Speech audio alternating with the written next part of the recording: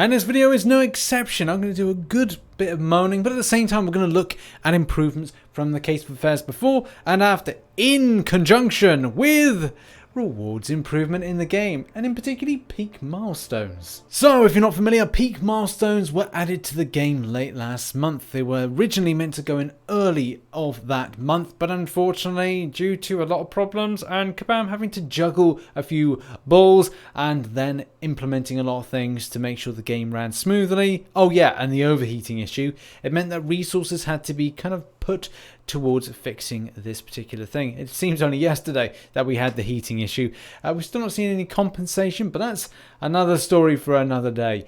This one is focused on the reward side of things and asking the question, have Kabam made significant improvements to rewards that we feel happy with it going in the changes with the game? So as the game has progressed, have the rewards scaled up? And that is the question. Have they scaled up to players' expectations as you go further into the game and head towards end game content, increase your rating, champion roster, and your prestige level, all those things? Do we feel that the peak milestones have done that? Let's analyze and have a look at this in this video. One thing you'll quickly learn when you pick up Marvel Contest of Champions is that reward side of things, you're aiming for your 3s, your 4 stars, and then you're progressing on to understand that 5 stars hold the significant value. There is 6 stars currently in the game. However, though, people will look to more stronger 5 stars that are more easier to get, where there's a slim chance of getting a really class 6 star that you can really use in a lot of difficult content. However, though, 5 stars are the value currently in the game. Kabam completely understand this, and that is why the rewards had to scale upwards. And thankfully they have. The 3-day events have changed dramatically. In particular, at the moment completion is on at the point we're recording this video.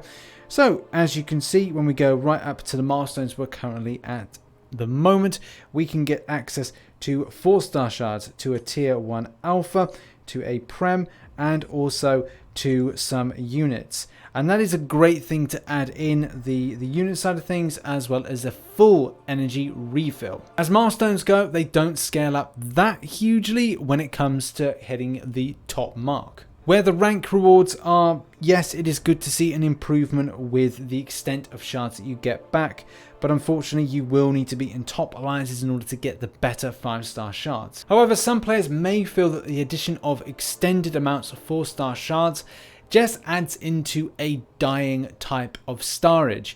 The 4-star is not as valuable as it used to be. There is exception to that. Certain god tier champions, or champions that are considered to be the best in the game, are still considered to be good as 550s, and their usage primarily will be with things like alliance questing, in particular map 5 stuff.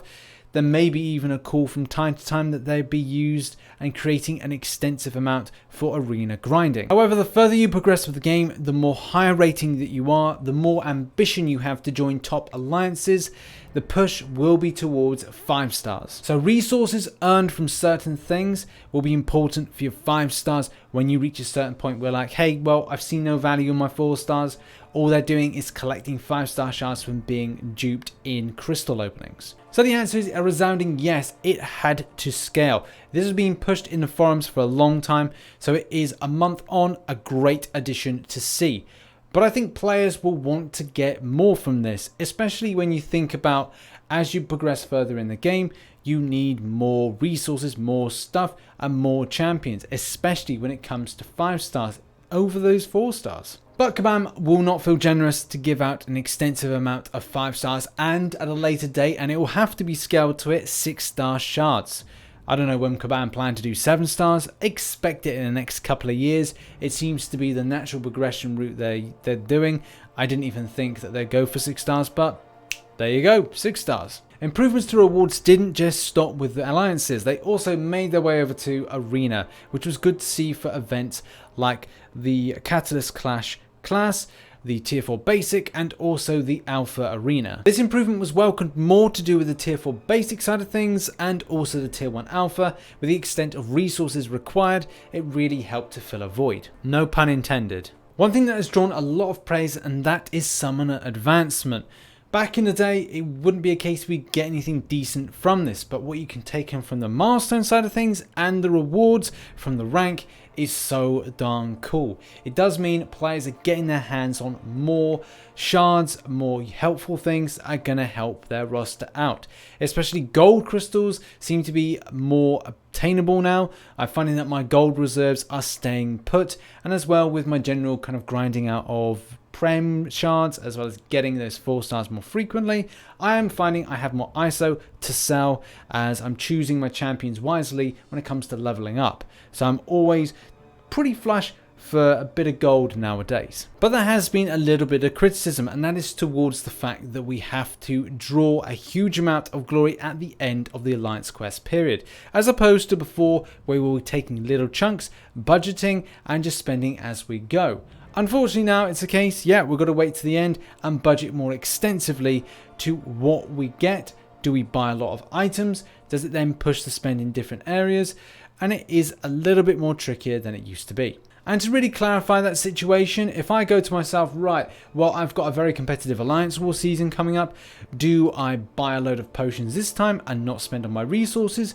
Or do I buy a load of resources and then leave myself with a slim amount of glory to then buy on certain items that I need, like potions or revive? Then I have to make those decisions. And largely if I've made the wrong decision and gone, right, well, I focus on resources, and then I've made a few mistakes in Alliance Wars, I've then not used my boost correctly, I've mistimed some things, then I will be punished. And it will then force me to spend my units, or maybe even in some cases spend my money. A lot of players are getting around this by using their best champions and making sure that they're playing more on point. However though, some people may not be able to play as well and may suffer and have to spend a lot on their glory on potions, or they've spent all their glory and then have to focus on grinding out units or paying in order to get units to then spend for stuff like Alliance Wars or maybe mistakes in Alliance Quest. The final thing to say is that peak milestones seem to have hit a lot of positive points with the community.